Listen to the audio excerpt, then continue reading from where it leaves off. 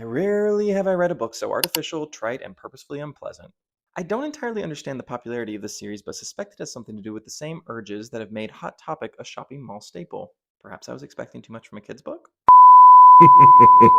Welcome back, Book Burners. This is the segment where we look at top reviews of popular books you were burned by or burned through. My name is Ben. Let's dive in. Today's book is A Series of Unfortunate Events, The Bad Beginning by Lemony Snicket. With an overall rating of 4.02 stars on Goodreads and 561,000 reviews, let's jump in with the 1 star. Suzanne says, rarely have I read a book so artificial, trite, and purposefully unpleasant. I do like Edward Gorey, so I thought the elusive title would be more in the spirit of weird and delightfully obscure.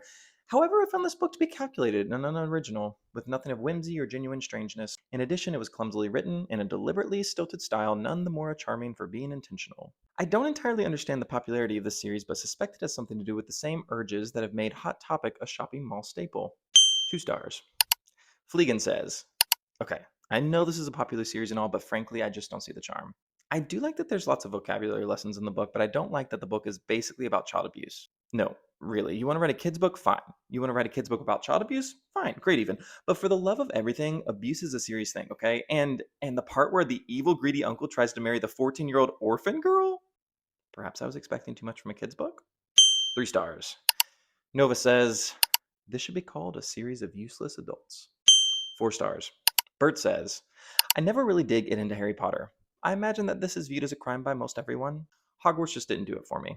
I didn't think that this would either. However, I was more than pleasantly surprised. I'm in somewhat of a morbid streak, and the series of unfortunate events books, I must say, tickles that grotesque bone in every way most pleasing. 5 stars. Emma says, for the misguided people who haven't read the series, first off, get on that. So the things about these books. The setting is amazing. Lemony Snicket creates this almost reality wherein even the smallest, most mundane occurrence is veritably fixed and deliberate.